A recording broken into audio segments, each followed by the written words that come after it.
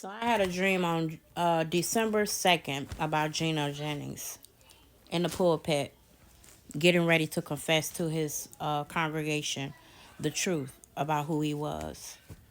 I didn't hear what he said to them, but I knew this is what he was there for.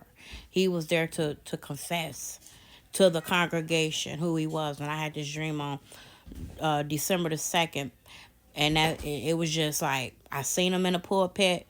I knew what he was getting ready to do, and that was the end of that dream. Okay, so God didn't really speak to me about the dream, but He just said a little something today about it.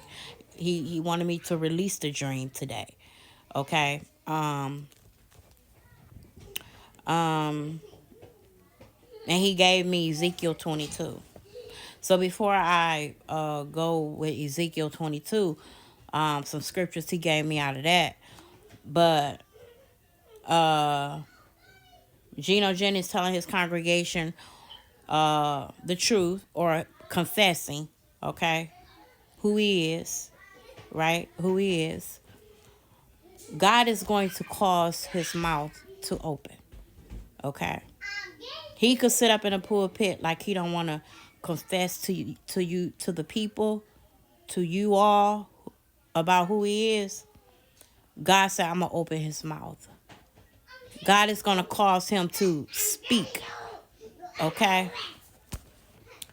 Cause his people to, cause him to speak what?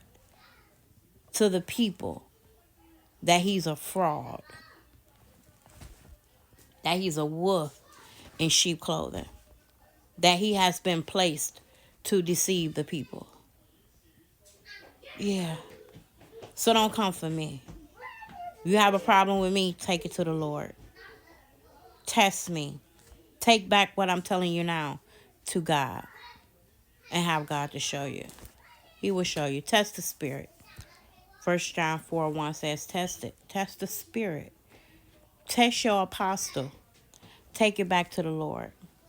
Okay, so God gonna cause his mouth to open. God is gonna cause him to speak. He can get up there like he's stuck if he want to. God is gonna touch your mouth and make you tell the people that you are a fraud. So God gave me Ezekiel 22, 3 and 4. No, 4 and 5. You have become guilty in your blood that you have spilled, and are defiled by your idols that you have made. So you have brought your days near, and have come up to your years. Therefore I have made you a disgrace to the nations, and a mockery to all the lands.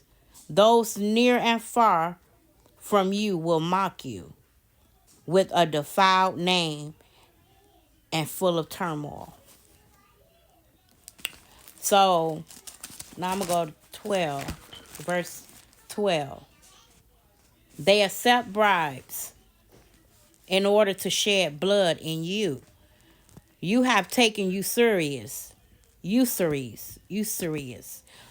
interest. You have greedily gained by oppressing your neighbors, and you have forgotten me. It is a declaration of the Lord. Now look, I clap my hands at your dishonest gain that you have made made, and at your bloodshed in your midst. Will your heart's courage stand on your hands to be and be excuse me. Will your heart's courage stand, or your hands be strong in the days when I deal with you? The Lord has spoken it and will do it.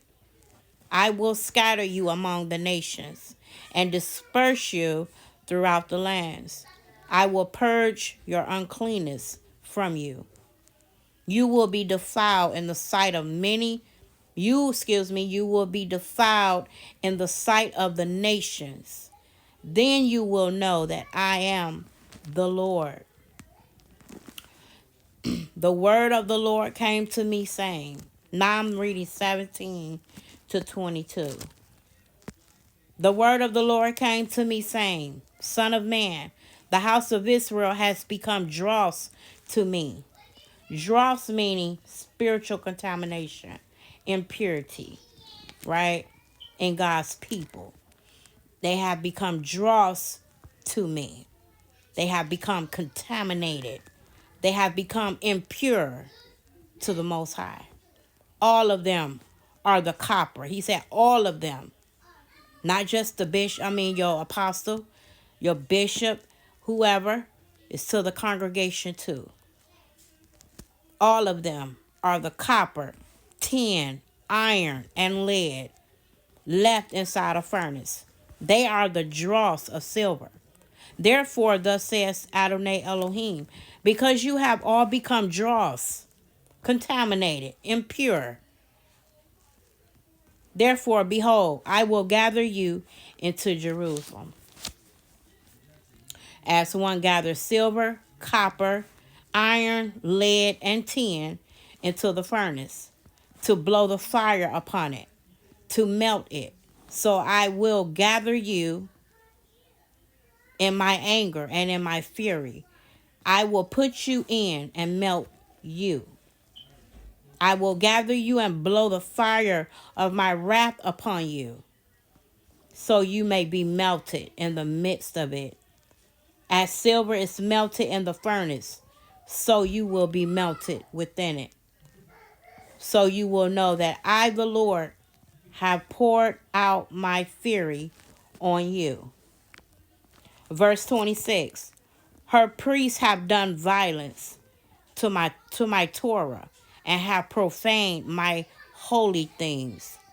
They have made no distinction between the holy and the profane, nor have they taught the difference between the unclean and the clean. They shut their eyes to my Sabbath, so I am profaned among them. God said, I will cause his mouth to open, to confess to the congregation and to the world that he's a fraud.